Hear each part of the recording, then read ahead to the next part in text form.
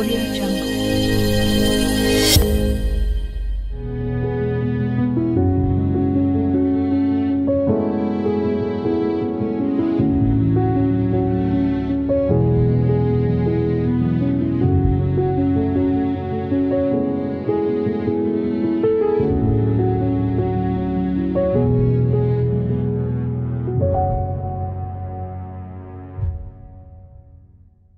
Salut Virtuose. Salut, tu vas bien? Ça va bien et toi? Ça va très bien. En tout cas, on te dit un grand merci. Merci d'être dans cette émission Face au miroir. On va apprendre un peu à te découvrir, à comprendre un peu ton parcours et comprendre l'homme que tu es aujourd'hui. C'est vrai qu'aujourd'hui, on te connaît sous le nom de Virtuose parce que tu es un artiste gospel.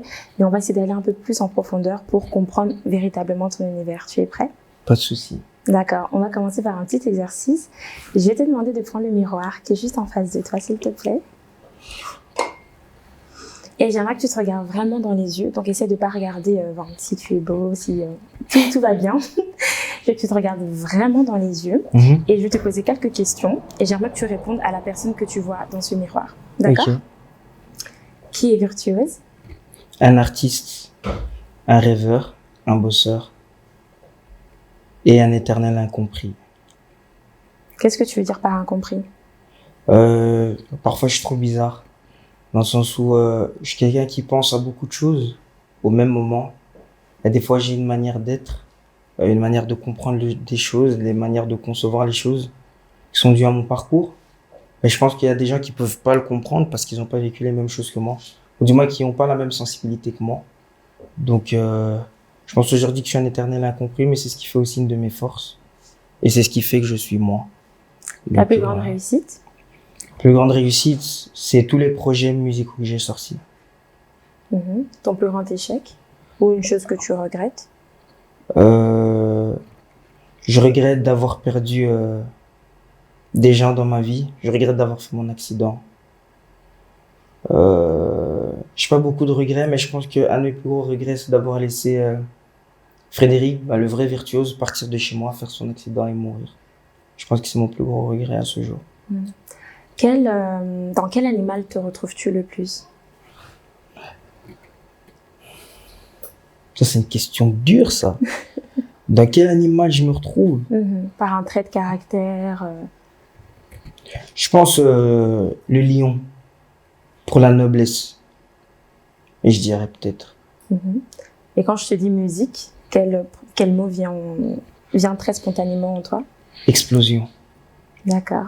Merci Virtuose. Bien. Tu peux juste déposer le miroir. Il était bien l'exercice, hein. Ah ben justement ça, j'allais te demander, ça fait quoi de se parler comme ça et de répondre, c'est vrai une question un peu externe par moi, mais de se parler et de se voir comme ça dans les yeux? Je pense que la première chose que ça fait, c'est un petit sentiment de découverte. Parce que je pense qu'on apprend tous les jours à se connaître. Je pense que je me connais pas encore assez par rapport à toutes les situations auxquelles je peux faire face. Donc, le fait de me voir comme ça dans le miroir et de me parler à moi-même, c'est aussi un moyen de me motiver, tu vois. Ça me fait du bien. Et moi, je suis quelqu'un, je me parle beaucoup à moi-même. J'ai beaucoup de motivation personnelle. Je fais toujours en sorte de me motiver parce que je me dis, si déjà moi, je le fais pas pour moi-même, je peux pas espérer que quelqu'un d'autre le fasse pour moi. C'est important pour toi de te rassurer, de te parler, de te motiver, comme tu dis? Ouais, c'est très très important. Je pense que tout le monde devrait faire de même. Après, je dirais pas que j'ai une science infuse et de l'impliquer ou de l'imposer à tout le monde. Mais pour moi, c'est important quand même de se parler à soi-même, de se considérer, de trouver que c'est important de se donner de la force, en fait. Parce qu'on peut pas espérer quelque chose des gens si on le fait déjà pas pour nous-mêmes, tu vois.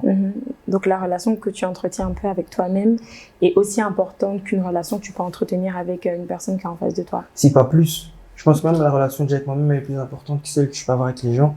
Parce que si je prends pas soin de moi-même, je serai pas prendre soin des gens. C'est quoi prendre soin de soi-même? Ça veut dire me motiver, être là pour moi quand j'en ai besoin. Déjà me comprendre, pouvoir me stabiliser émotionnellement, tu vois. Ça, je trouve que c'est important. Parce qu'on peut pas être là et donner des choses aux gens si nous-mêmes on a une carence, tu vois, si nous-mêmes on a un manque.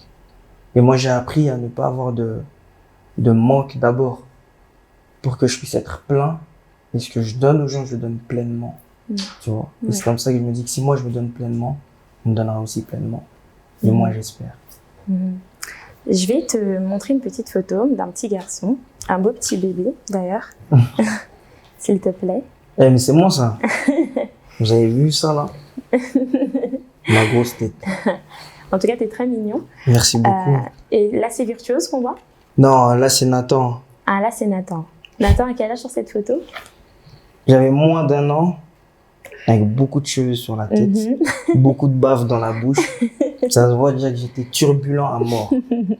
Eh ben justement, tu vas nous parler un peu de ton enfance. Bon, on va un peu l'élargir, tu as juste que 5-6 ans. Tu vas un peu nous parler de ton enfance, dans quel environnement tu as grandi.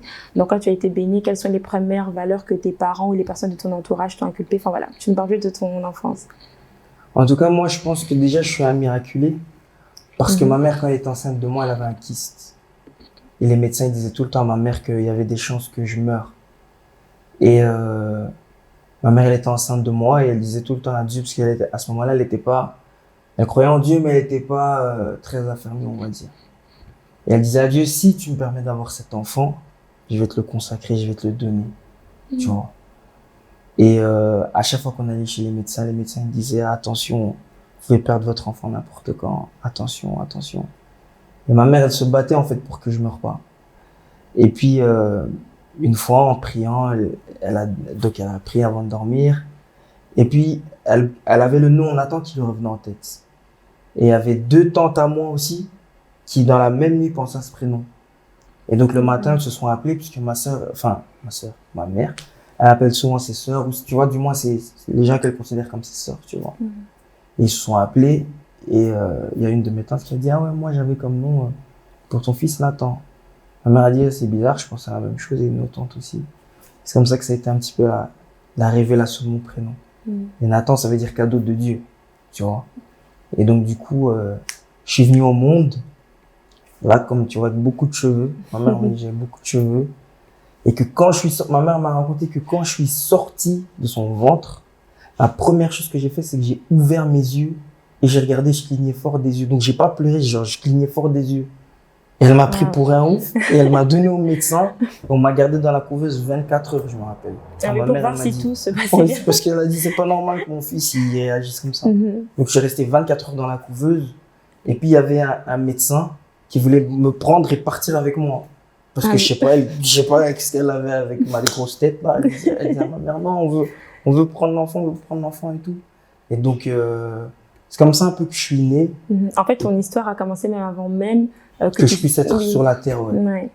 Et ce qui est bien, c'est qu'aujourd'hui, avec le temps, je comprends que le fait d'avoir vécu avec un kyste, tu vois, même si c'est ma mère qui l'avait, mais moi qui étais tout proche, ben, ça m'a déjà montré que ma vie, ce serait un combat, en fait.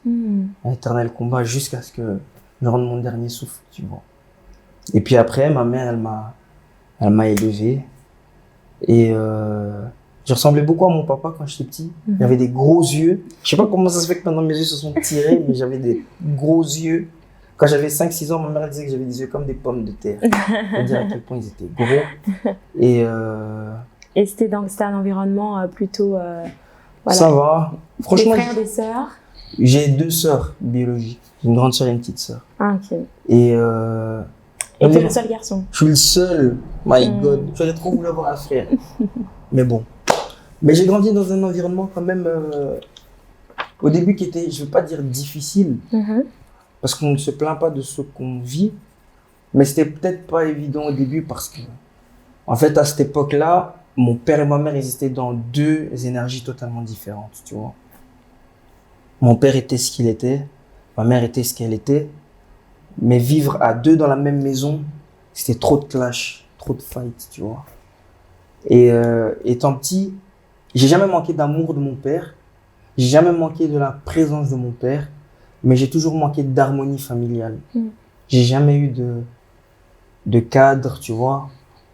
J'ai quelques souvenirs où genre j'étais avec mes 2 parents, mais c'est très bref, tu vois.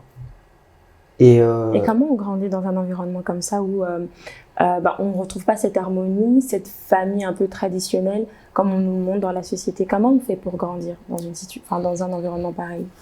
Je pense que ce qui a aidé ma personne à ne pas flancher, c'était je pense le fait très jeune, en fait, comme j'étais déjà très fou, je faisais pas attention à tout ce qui se passait. Je prenais pas les choses directement à cœur, tu vois. J'avais d'autres pensées, j'étais dans une autre énergie, j'avais d'autres choses en tête. Je pensais à jouer, m'amuser comme tous les enfants. D'autant plus que mon père aussi était là physiquement au début. Mes parents se sont séparés quand j'avais 11 ans, tu vois. Mais physiquement, mon père, il était là, donc des fois, je pouvais sortir avec lui ou avec ma mère. Et comme je t'ai dit, j'avais pas nécessairement en moi cette concentration, tu vois, sur ces éléments-là de la vie. Je me disais juste, bah, ils se disputent, bah, tu vois. C'était plutôt ma sœur qui était très sensible, ma grande sœur qui était très sensible à ces choses-là.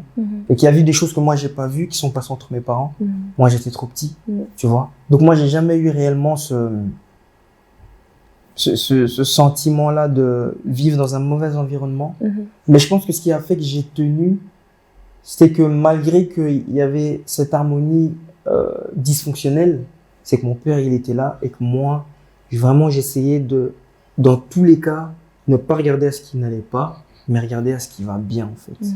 Et c'est comme ça que j'ai pu grandir, que j'ai pu, avec le temps, à évoluer. C'est vraiment fort parce que tu étais très jeune et tu te concentrais déjà sur le côté un peu positif des choses.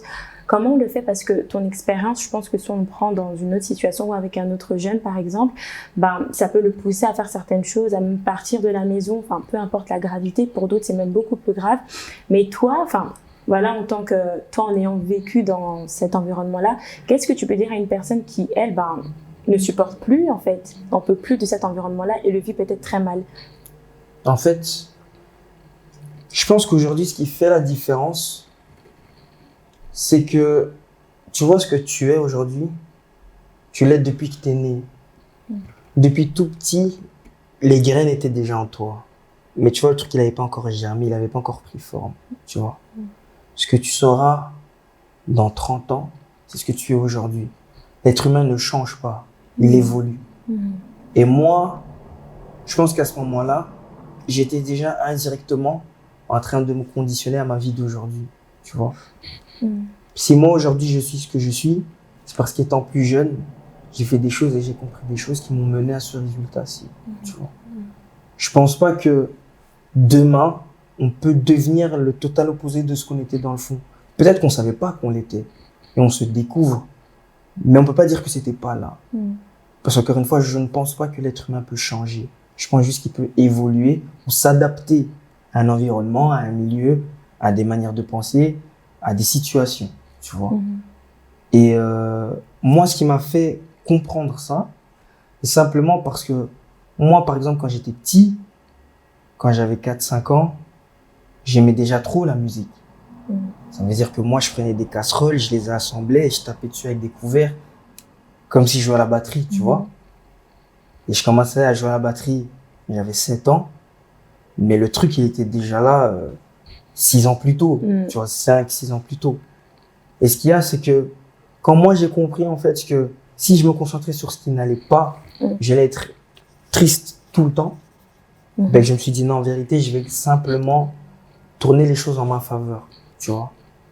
Et c'est comme ça, en fait, qu'avec le temps, j'ai commencé à découvrir de nouvelles choses. J'ai commencé à avoir d'autres pensées. J'ai commencé à comprendre d'autres choses. Surtout comprendre les choses différemment. Parce que je pense que tout est une question de compréhension. Et puis aussi, les enfants, parfois, les grands enfants, mais comprennent beaucoup de choses. Beaucoup plus qu'on ne le pense, tu vois. Ouais.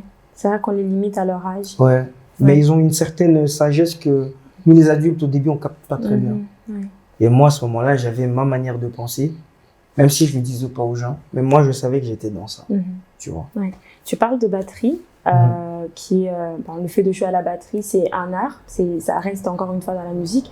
Est-ce que tu penses que c'était un moyen pour toi, ou plutôt tu étais plutôt un jeune qui aimait s'exprimer peut-être d'une autre manière? Peut-être tu constatais certaines choses, peut-être il y a des choses où tu voyais pas parce que tu étais plutôt dans un aspect plus positif et tu pouvais t'exprimer d'une autre manière. Est-ce que tu penses que l'art, en général, le talent que tu as tout simplement t'a permis aussi de t'exprimer d'une autre manière? Ouais, fort. Moi déjà quand j'étais petit, j'avais des cassettes de Michael Jackson. Je mettais ça dans le lecteur et je dansais comme lui. Moi j'étais fort en danse. Aujourd'hui je sais plus danser, je sais que sauter. En danse je suis nul à mort. Mais avant, genre déjà pour extérioriser mon énergie, je devais danser, faire Michael Jackson, Moi, j'ai jamais eu de jouet, par exemple. J'ai jamais vraiment eu de jouet. Ce que j'avais besoin, c'est d'avoir une batterie. J'avais besoin d'avoir des éléments de musique. Moi, j'ai jamais aimé les petites voitures, les Action Man. Les seules Barbie que j'avais, enfin Barbie, comment Barbie? Oui, les Barbie, Ouais, les petites poupées, oui. J'avais des Barbie de Michael Jackson. Quand t'appuyais sur son nombril, il chantait Black or White. Moi, j'avais ça. Donc, c'est avec ça que je jouais. C'était toujours lié à la musique, en fait. Toujours. Moi, j'avais pas de Action Man, Batman, Spider-Man, tous les man. Je les connaissais pas. Moi, c'est en grandissant que j'ai connu tous les man, là.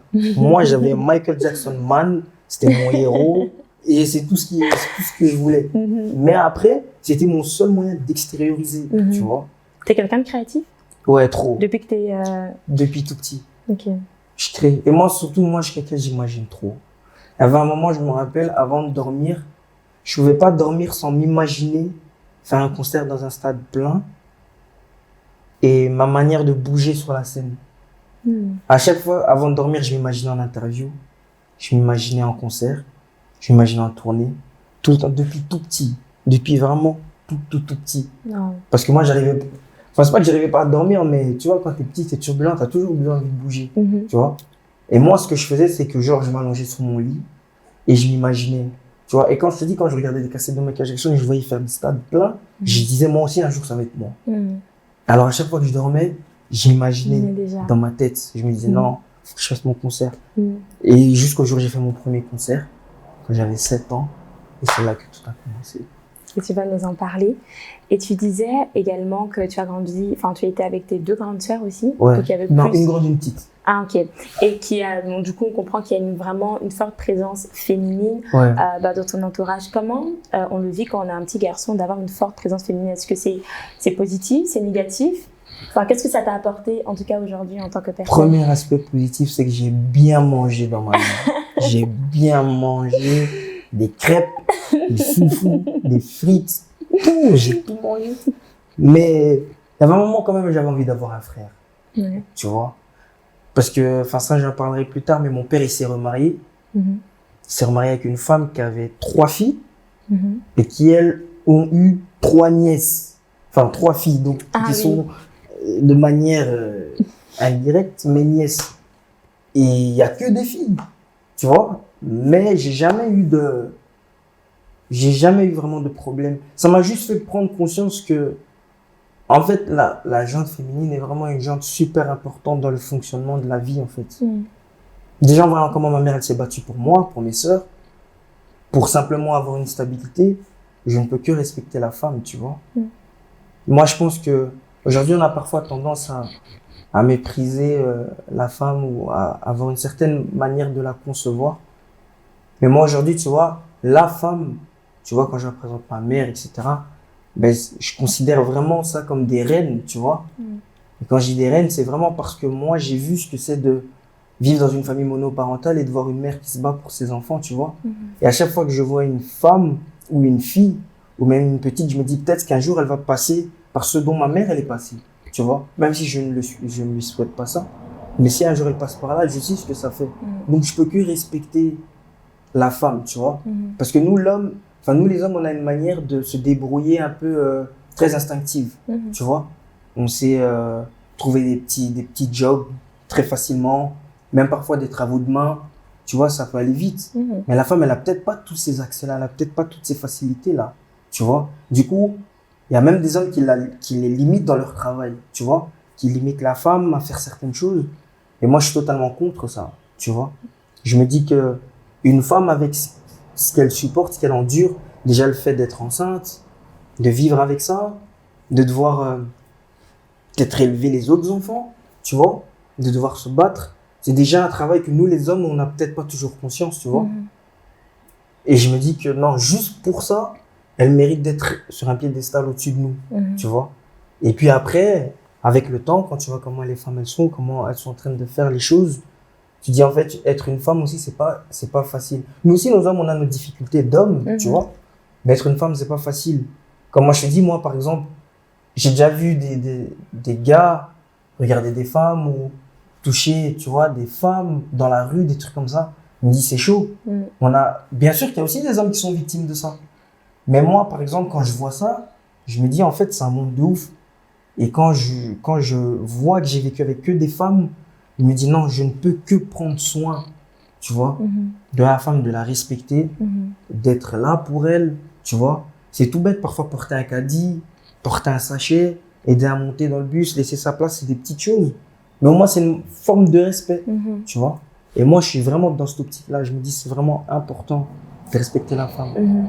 Et force à toutes les femmes du monde, vous êtes les meilleures et on vous aime fort. Ben, au nom des femmes, je te dis merci. De rien.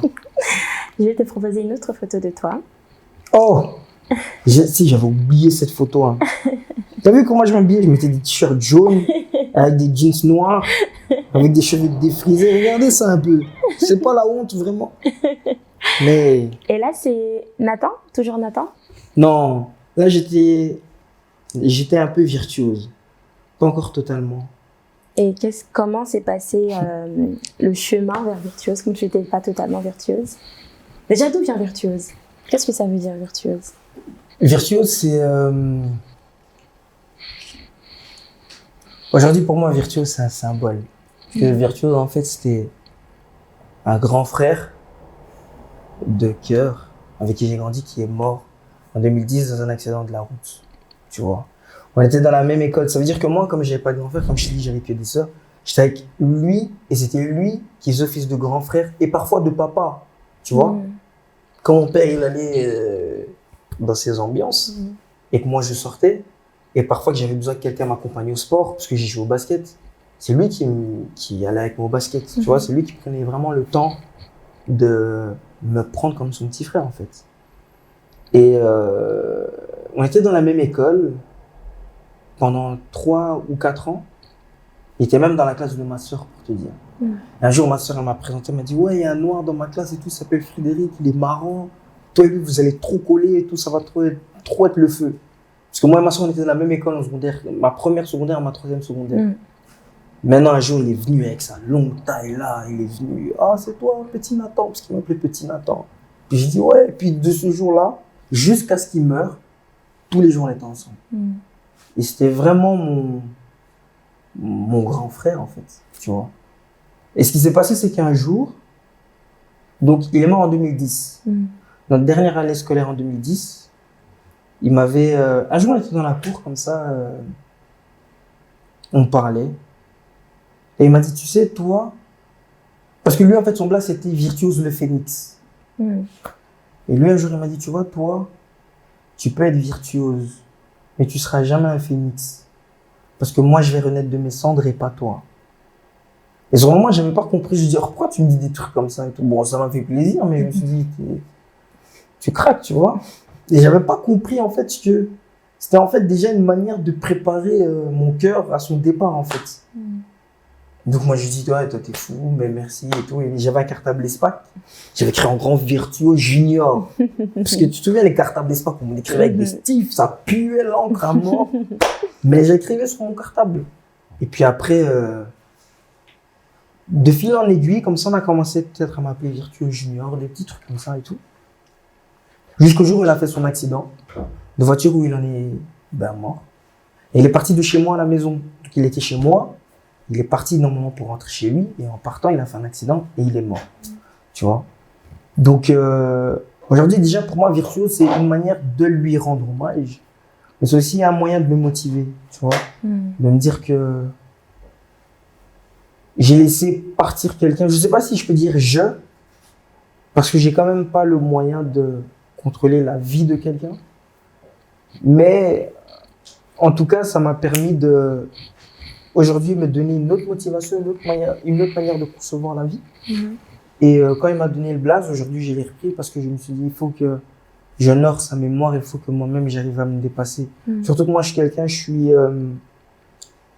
suis très minutieux quand même.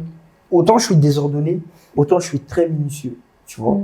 Donc je me suis dit c'est un moyen pour moi de lui rendre hommage. Et là je n'étais pas encore vraiment virtuose parce que il m'a fallu du temps quand même de pouvoir accepter de porter le blaze, tu vois. Au début, j'avais peur. Et je me disais que j'avais un peu peur de porter le blaze de quelqu'un de décédé, tu vois. Mais après, je me suis dit non, en vérité, il faut que je le fasse. Il faut que je le fasse pour lui. Parce que lui, tout le monde savait que j'étais son petit. Tu vois, tout le monde savait qu'on était tout le temps ensemble. au quartier, parce que moi j'ai grandi dans un quartier, moi j'ai grandi dans la Ouest, j'ai grandi à Boxtal. Tu vois, donc Boxtal, Stevenberg, toute la zone là, c'est vraiment mon quartier, tu vois. Donc moi j'ai tout vu, les bagarres, les trucs, j'ai tout vu, on a tout fait. Mais je me suis dit non, quand même si aujourd'hui je sais plus lui parler de manière physique, j'ai envie de lui parler dans mes actes. Et à ce moment-là, j'étais pas encore virtuose. J'étais mi-Nathan, mi-virtuose. J'étais mi-Nathan, mi-virtuose. Je fais un peu des deux. Et sur la photo, qu'est-ce que tu fais? Je pense que c'est encore un rapport avec la musique. Ouais, là j'étais. Là, c'est plus des casseroles. Ouais, là c'est plus des casseroles effectivement. Là c'est un vrai mic. Et en fait, on m'avait appelé pour chanter pour Mutombo Dikembe, le basketteur, qui était venu en Belgique. Je sais plus ce qu'il avait fait. Il nous avait dit, oh non, on te cherche, toi avec les gars avec qui on rappelle, venir un peu pour lui. Je suis venu, j'ai plaqué mes cheveux, là, j'ai mis un serre-tête de fou. Ma mère, elle m'avait lissé les cheveux, j'étais trop fou. Pourquoi je faisais des trucs? J'avais plaqué, comme tu vois là. Et tu vois, le fameux cartable, c'est celui-là que j'ai sur mon dos là. Ah, ok. C'est mon fameux cartable avec mon gros jeans là. Je me rappelle, j'avais mis des Vans noires et blanches avec des lacets jaunes. J'étais fou à cette époque-là, mais c'était trop bien. Et c'était la première fois que tu prestais? Non, la première fois que j'ai presté, j'avais 7 ans. Ah, là, je pense que j'avais peut-être 14 ans, un truc comme ça. Et quand tu avais presté, c'était par le chant aussi? Non, le premier concert que j'ai fait, c'était en tant que batteur. J'avais joué à la batterie. Le premier concert où j'ai rappé, j'avais 9 ans. Et comment ça s'est passé? C'était trop bien. Les gens ils criaient tellement qu'on m'entendait même pas. J'avais un gros pantalon. C'est même pas un pantalon, ça c'est un froc. J'ai mis un gros froc, un gros jeans là, avec un gros t-shirt blanc. C'était trop bien. Bon, c'est la première fois que mon rêve s'est réalisé. Et ça fait quoi de voir son rêve réalisé comme ça, très jeune en plus, très jeune même? Je me suis dit, la première chose que j'ai vue, première chose que je me suis dit quand j'ai entendu les gens crier, parce que je suis monté sur scène, les gens criaient. D'abord, je me suis dit, pourquoi vous criez? Non, moi, je me suis dit, pourquoi vous criez? Et puis après, je me suis dit, quand j'ai fini de prester, je suis descendu du podium, je me suis dit, c'est ça que je vais faire toute ma vie. Je me suis dit, c'est ça ou c'est rien. Si je fais pas ça, je fais rien. C'est le premier truc que je me suis dit. Quand je me suis dit, parce qu'il y avait beaucoup de gens, il y avait peut-être 2000 ou 1500 personnes, parce que c'est une grande convention, c'est un grand truc. Et je me suis dit, ah ouais, non. En vrai, c'est ça que j'ai envie de faire, c'est ça que j'ai envie de devenir. Tu as choisi la musique ou c'est la musique qui t'a choisi? Non, elle m'a choisi. Parce que moi, ma mère, elle chante. Mes sœurs, elles chantent. Mon grand-père, il organisait parce qu'il était directeur d'une école, il organisait des spectacles de musique et tout. Mes oncles, ils chantent. Ils font de la percussion, tu vois. C'est vraiment deux familles. C'est vraiment deux familles, tu vois. Donc j'aurais pas pu faire autre chose. À part peut-être faire de la mode. Parce que je fais un peu. Mais mon premier love, c'est la musique. C'est vraiment la musique. Tu parles de mode, tu parles de love. T'es quelqu'un de créatif, comme tu l'as dit. Et c'est super important pour toi, vraiment, même aujourd'hui encore, de continuer à t'exprimer par ce que tu sais bien faire. C'est très important pour toi. Est-ce que tu penses que c'est un moyen d'expression efficace? Fort. Parce que les seules fois où j'avais tout arrêté, j'étais complètement dans la street. Vente de drogue, bagarre, dépouilles, armes. Moi, je dormais en dessous de mon lit, j'avais une arme. Ma mère, elle venait, elle rangeait ma chambre, elle a jamais su. Moi, j'ai tout fait. J'ai dépouillé des gens, j'ai failli tuer. On a failli me tuer. Arme sur la tête. Parce que j'avais pas de moyen de m'exprimer correctement. Donc, moi, j'ai tout fait. Il n'y a pas je pense qu'il y a pas un truc de la rue réellement que j'ai pas fait. Tu vois. Je dis pas que j'ai été 50 cents ou Mathieu 9 balles, tu vois. Mais à mon échelle, à mon niveau, j'ai fait ce que je pensais être peut-être bon pour moi, pour sortir toute l'énergie que j'avais. Et tu penses que, tu parles un peu de la rue, tu penses que, j'ai un peu extrapolé, mais des personnes qui sont dans la rue actuellement, qui font des choses qui sont un peu mauvaises, tu penses que c'est juste, ils veulent juste s'exprimer, mais ils ont juste choisi le mauvais canal pour s'exprimer? Ou c'est juste peut-être un choix aussi? Il y a deux types de personnes. Il y a ceux pour qui c'est un choix et il y a ceux pour qui c'est une valeur, on va dire. Moi, je n'émets aucun jugement sur ces gens-là parce que moi-même, j'ai fait partie de cet environnement-là. Et ça m'a permis de comprendre certaines choses. Aujourd'hui, je pense qu'il y en a qui sont dans la rue parce qu'ils se sentent aussi incompris. Il y a des gens qui n'ont pas d'autre moyen que de travailler de cette manière-là pour pouvoir avoir certains résultats. Parce qu'ils n'ont pas les mêmes réalités que nous, tu vois. Parce que j'ai remarqué que l'homme a tendance à juger l'homme parce qu'il ne le comprend pas. Et je pense que personne n'a appris à essayer de comprendre l'autre avant d'émettre un jugement de valeur, tu vois. C'est vrai. Et il y a beaucoup de gens qui sont dans la rue simplement par... Il y en a qui sont là par dépit, tu vois. Mais il y en a aussi qui sont là parce qu'ils aiment cette vie-là. Et ça, c'est leur choix. S'ils aiment ça, bah, tant mieux pour eux, j'ai envie de dire. Si c'est ça qu'ils veulent, s'ils veulent être les meilleurs, soyez les meilleurs. Mais il y a des gens qui sont vraiment là parce qu'ils sont peut-être révoltés ou peut-être parce qu'ils sont incompris. Peut-être qu'ils n'ont personne qui sont là pour eux. Tu sais, il y a combien de gens dans la rue qui se sentent seuls? Il y a des gens que tu vois là dans des rues en train de faire les gaillards, mais quand ils rentrent chez eux, ils pleurent. Parce qu'il n'y a personne qui sont là pour eux. Ils peuvent avoir l'argent. Tu sais, il n'y a aucun sentiment, à part, je pense, à part, je pense, la culpabilité, il n'y a aucun sentiment qui est plus destructeur que la solitude. Parce qu'il y a vouloir être seul et vivre dans la solitude, c'est pas la même chose. Il y a des fois où c'est toi-même, tu as besoin de te mettre à l'écart, tu aimes bien être dans ton petit cocon, mais tu sais qu'il y a des gens qui sont autour de toi. Mais il y a des gens qui vivent dans la solitude, ça veut dire que partout où ils sont livrés à eux-mêmes, ils sont seuls. Et eux, dans cette rue-là, ils ont trouvé une famille, tu vois. Ils ont trouvé des gens avec qui ils partagent les mêmes valeurs, les mêmes principes, les mêmes mentalités. Donc ils se disent, associons-nous et faisons des choses. Je ne dis pas que voler, casser des trucs, c'est bien, mais pour eux, c'est un moyen d'être avec un groupe de personnes qui les comprend et qui arrive à les faire avancer d'une certaine manière. Je ne dis pas que cette manière est nécessairement la bonne. Je dirais jamais à quelqu'un d'aller dans la rue, mais je dirais qu'il y a des gens qui sont dans cette mentalité-là, tu vois, et que chacun est responsable de ce qu'il est, mais chacun aussi est victime de ce qu'il vit. Tu comprends? Ce que tu vis, c'est ta réalité, mais ce que tu es par rapport à ce que tu vis, t'en es responsable. C'est toi qui te dis, je décide de faire ça ou de faire ça. Tu comprends? C'est pas des choses qu'on t'impose. Et moi, on me l'a pas imposé. Moi, je l'ai fait simplement parce que je t'ai révolté. Des églises en particulier, tu vois. Plutôt de la mentalité du Congolais dans l'église. Tu vois, c'est encore un autre mind. Mais comment le Congolais avec C majuscule se comporte dans l'église? Moi, je suis Congolais. J'ai aucun problème avec les Congolais. Mais je trouve juste que il ne faut pas lier la religion à la tradition. Et nous, on a tellement lié la tradition à la religion que maintenant, tout ce qui est traditionnel, on dit c'est Dieu qui a dit ça, c'est Dieu. Moi, on me disait, ouais, Dieu n'aime pas comment tu t'habilles. Je dis, mais t'es fou. Je dis, donc toi, t'as parlé avec Dieu, tu lui as dit, les catchs du petit là, et c'est invité. Je me suis dit, mais c'est pas normal. Moi, en fait, ça m'a tellement révolté que je me suis dit, en vérité, non. Moi, je peux pas rester dans un environnement où je sens que les gens sont bornés.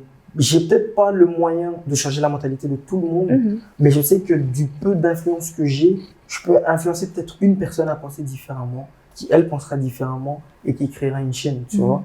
Et moi, quand je tombais dans la rue, c'est vraiment à cause de ce genre de choses, tu vois. On me disait, ouais, tu peux pas avoir des locks, Dieu il aime pas ça, c'est pas bon.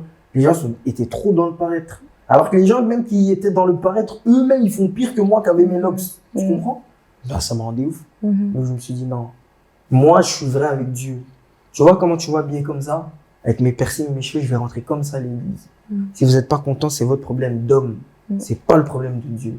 Dieu sait pourquoi je suis comme je suis. Et moi, quand j'ai vu qu'en vrai, il y a des valeurs de la rue que certaines personnes de l'église ne comprennent pas. Parce que moi, ce que j'aime dans la rue, c'est que la valeur du respect. Les gens, ils tuent pour le respect. Tu comprends? Ils tuent pour le respect.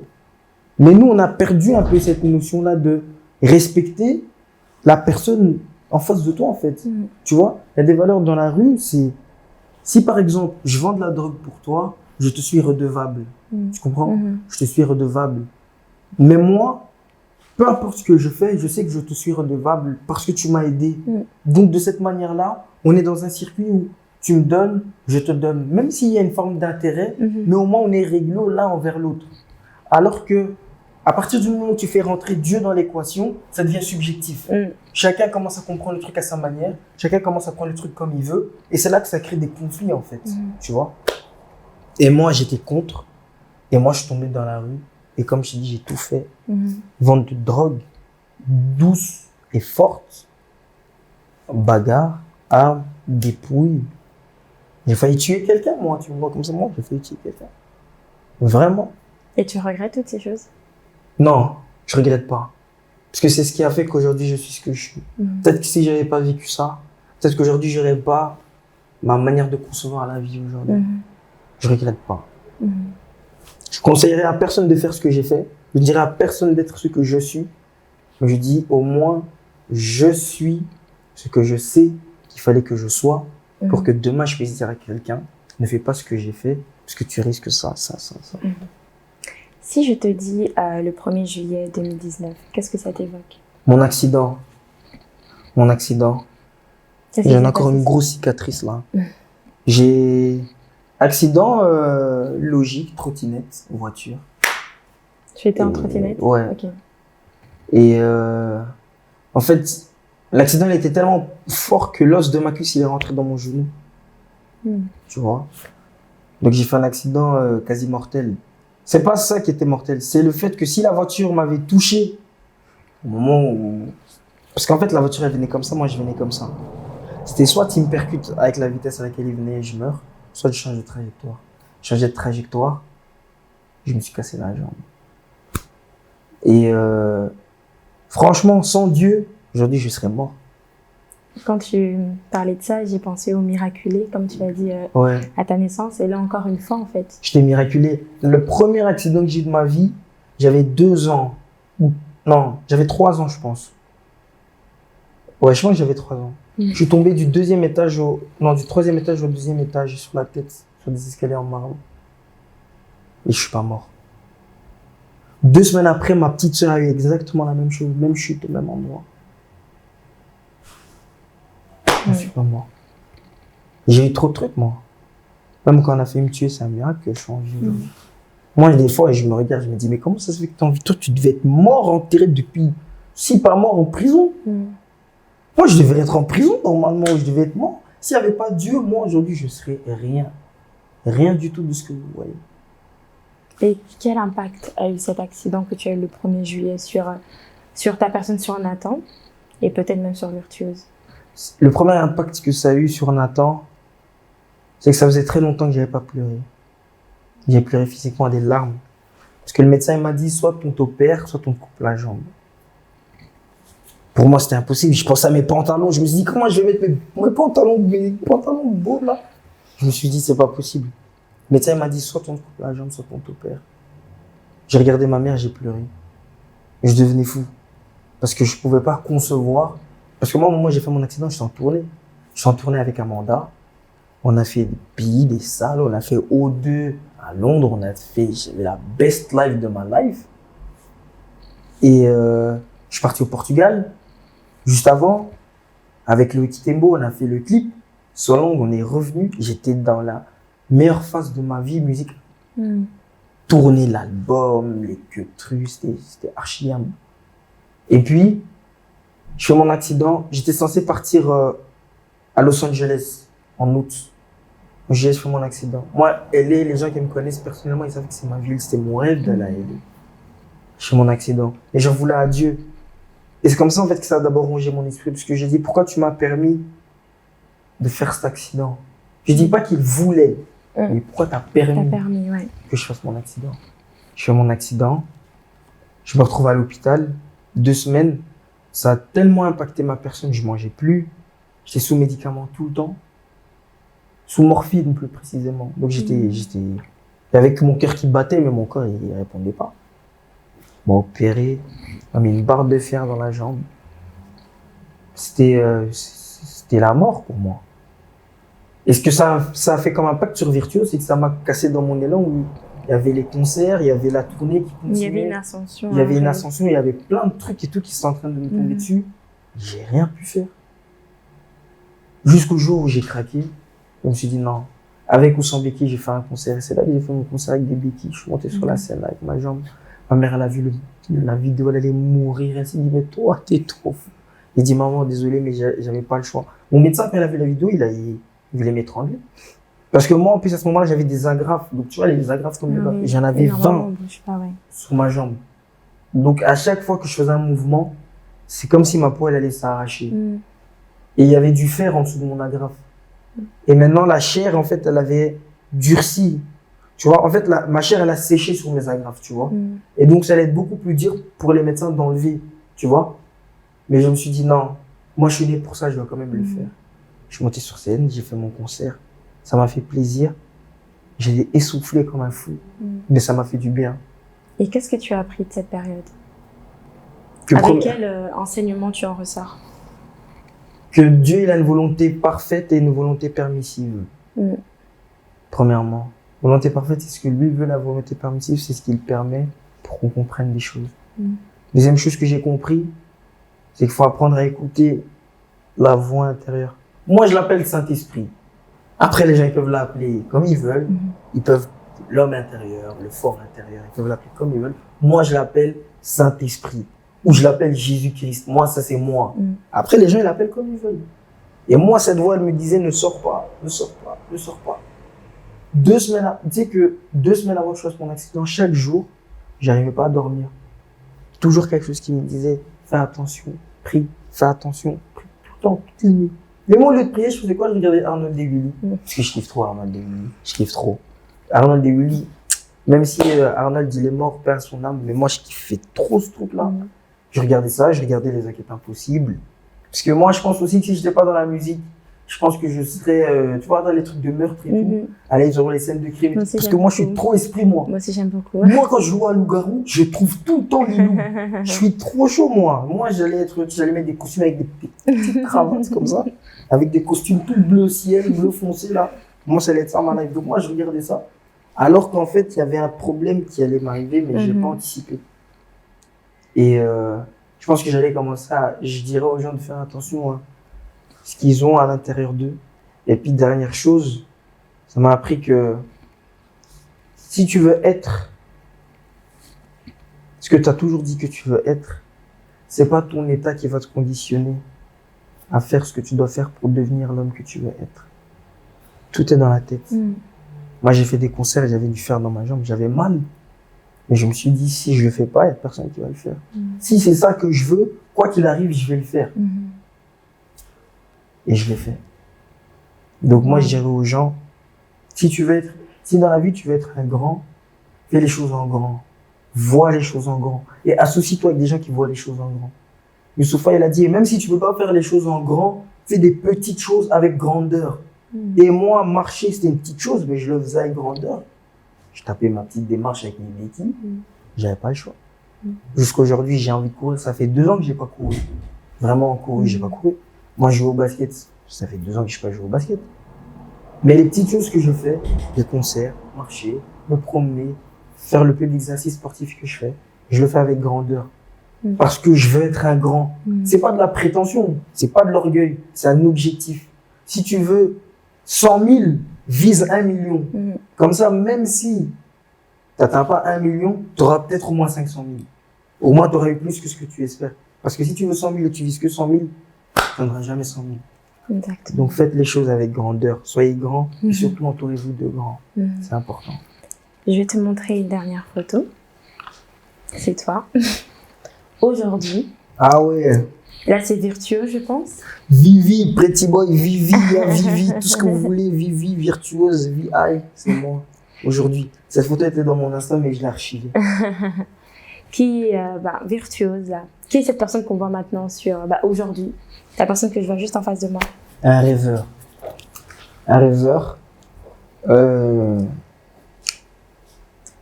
éternel incompris, comme j'ai dit. Un modèle photo, un artiste. Je suis quelqu'un qui vient de la Ouest. Et moi, j'aime bien préciser d'où je viens. Donc les gens, ils se rendent compte, en fait, que ça tombe pas du ciel. Je viens d'un endroit où c'était pas facile de vivre. Et c'était pas facile d'être ce qu'on veut être. Et moi, aujourd'hui, je revendique toujours d'où je viens parce que si je le fais pas, déjà, c'est hypocrite de ma part. Je trouve que c'est très hypocrite. Tu vois, les gens qui, à un moment où ils commencent à croire en Dieu, ils oublient d'où ils viennent. Ils commencent à faire comme si, non, moi, je suis tombé du ciel. Non, personne n'est tombé du ciel. On vient tous de la vraie vie. On est dans la vraie vie. Et moi, dans ma vraie vie, j'étais dans la rue. Et cette rue-là, je dois dire, effectivement, je viens de là. Mais aujourd'hui, parce que je suis, parce que je peux faire, parce que Dieu m'a gardé, je suis devenu l'homme que je suis. Mais je n'aurais jamais été celui que je suis aujourd'hui si je venais pas de la rue. Parce qu'aujourd'hui, ma manière de concevoir la vie est venue de là. Tu comprends? Donc moi, je peux pas dire que aujourd'hui, je ne suis pas un gars de la Ouest. Même si aujourd'hui, voilà, je m'en suis détaché physiquement, mais je m'en suis pas vraiment détaché émotionnellement. Parce que des fois, je vais dans mon ancien quartier, je regarde où j'habitais avant, je me dis, ah, je mangeais là, je faisais ici. Ça me fait plaisir, tu vois, parce que je sais que je viens de là. Mais aujourd'hui, je peux plus faire ce que je faisais quand j'étais les deux pieds dans la Ouest. Tu comprends? Et aujourd'hui, chacune des personnes est en train d'évoluer. Il y a God Love, avec Volchuk, ils ont confié Radio, il y a Lix, il y a Cameron, il y a tous mes gars, Papichi, les gens avec qui tu me vois marcher, c'est toutes des personnes qui ont vécu des choses et qui aujourd'hui ont transformé cette énergie-là en quelque chose de positif pour devenir une personne meilleure. Et moi, comme je dis, s'il n'y avait pas Dieu, je n'aurais pas été ce que je suis. Mais Dieu sait que je viens de là. Je trouve que c'est très important de le préciser. Et si on ne le dit pas, les gens ils vont penser en fait que ce qu'on fait, c'est genre faire des semblants. Tu vois? Faire genre, ouais, non, moi je vais à l'église, je prie. Oui, moi je prie, mais j'ai grandi dans la rue, tu vois? Sans, encore une fois, dire que j'étais dans l'excès dans la rue. J'ai fait ce que j'ai fait à mon niveau, tu vois? Donc, mais assumer tout simplement son assumer d'où on vient, je trouve que c'est très important. Parce que, regarde même les plus grands, que ce soit le LeBron James, Bill Gates, tous ces grands noms-là, eux, ils disent, moi, je viens de là, même si aujourd'hui je suis multimilliardaire comme vous voulez, mais je viens de quelque part, tu vois. Chaque être humain a besoin de savoir d'où il vient, où il est et où il va pour évoluer dans la vie. Si tu as manqué une de ces trois étapes, tu finiras toujours par te perdre à un moment. Et toi, tu y es dans cette phase-là? Ouais. Je sais exactement d'où je viens. Je sais exactement ce que je suis. Je sais exactement où je vais. Je ne suis peut-être pas encore l'homme que je dois être, mais je suis sûr de ne pas être l'homme que j'étais avant. Sûr et certain. Et qu'est-ce qu'on peut souhaiter à Nathan? À Nathan, des bonnes choses, une longue vie. Parce que Virtuose n'existerait pas sans Nathan. Donc une longue vie, plein de bonnes choses, de commencer à boire de l'eau, parce que moi, c'est que le jus. Moi, c'est que le jus. C'est pas très très bien, mais faut pas faire comme moi. Mais ouais, une longue vie et de toujours chercher à être la meilleure version de moi-même. En vrai. Et qu'est-ce qu'on peut souhaiter à Virtuose? Un nouvel album, des nouveaux sons, en marque de vêtements. Tout ce qui est en rapport avec mon art. C'était moi le meilleur parce que je vais vous donner le meilleur.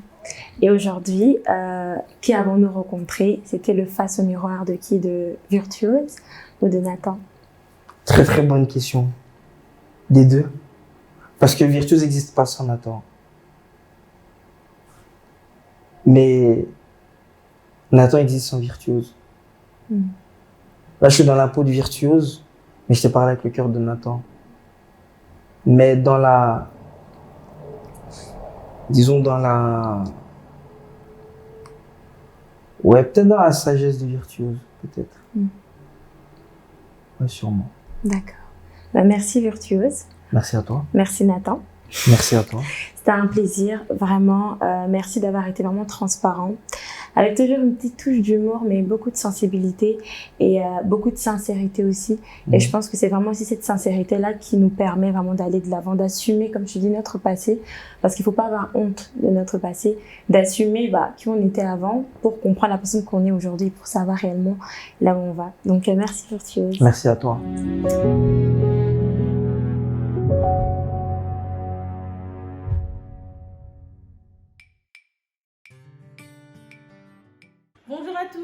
Sarah Manzila, CEO de la page Instagram MZ Cooks. Aujourd'hui, je vais vous présenter mon travail. Je me suis lancée dans ce métier de traiteur l'année dernière lors du premier confinement. Lorsque j'ai perdu mon job étudiant, je me suis dit j'ai un talent, j'ai un don, je vais le mettre en pratique et ça va m'aider à subvenir à mes besoins. Vous pouvez dès à présent retrouver tout mon travail sur ma page Instagram MZ Cooks ou encore sur ma page Facebook MZ Cooks. À bientôt!